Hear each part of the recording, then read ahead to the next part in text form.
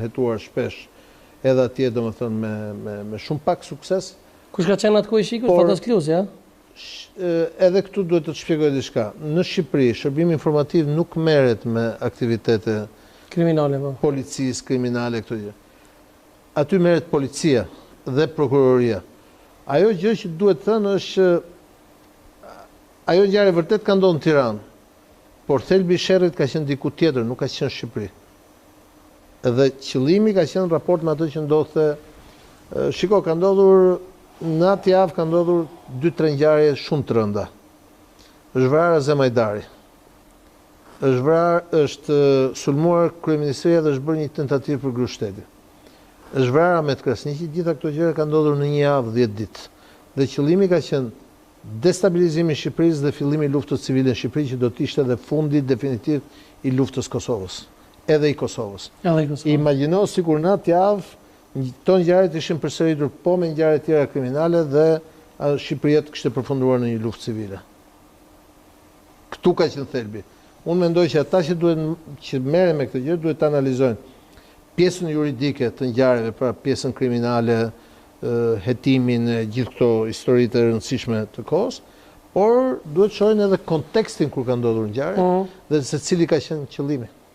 Shpeshherë në për intervistat e mia, miku yt Alfred Sako e ka përmend shpeshherë që Izraeli i konvenon një mini Izrael Ballkan. Domethënë ka lidhur me faktin që të jetë Kosova dhe Shqipëria e bashkuar edhe çamëria. A beson në këtë hipotezë të tij? Shiko, Fredi bën mirë atë që bën. Është njëri i librave, është njëri i studimeve, është njëri i publikimeve. Kalon dhe në gjykimin tim kufijt në raport me ato që është realiteti dhe që Izraeli është në kontekstin që është dhe në vendin që është. Ne Ballkan na duhet një gjë tjetër. Ne na duhet një.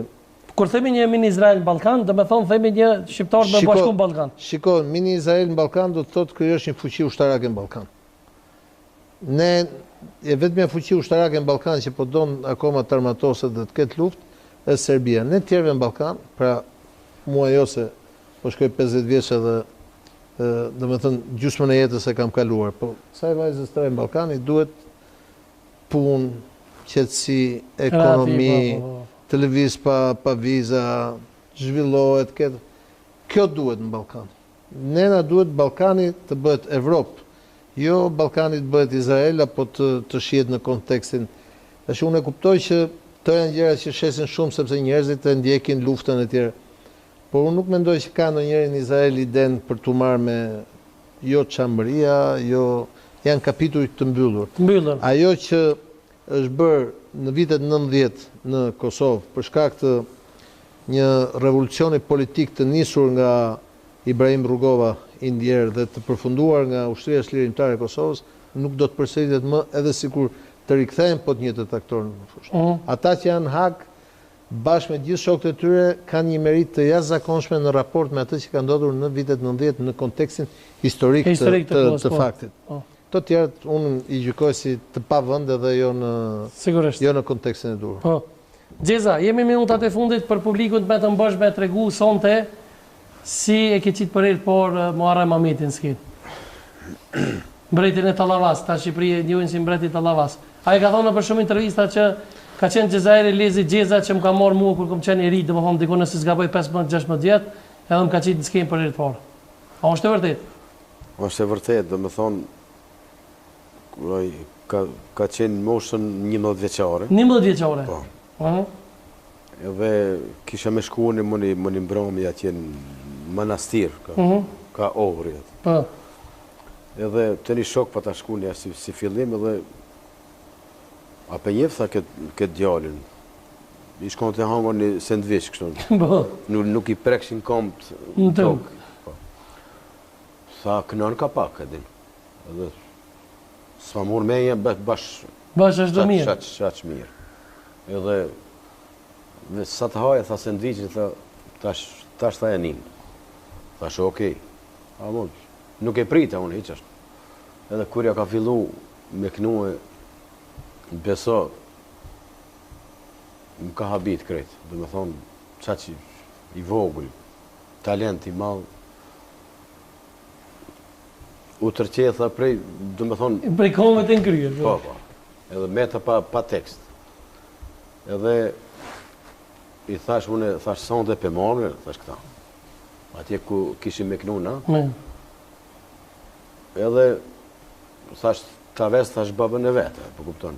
Shku me vetëm babën e Muharremit, thash s'ka problem. Edhe murëm. Knova atje bona një farë atmosferi, po diu në sen. Edhe pithom, thash, spektator të nderuar, misafir të nderuar, thash tani për juve do të prezentoj një këngëtar, një simpatik, një voglush i vogël që edhe nuk peshofin atë, qaq i vogël ka qenë.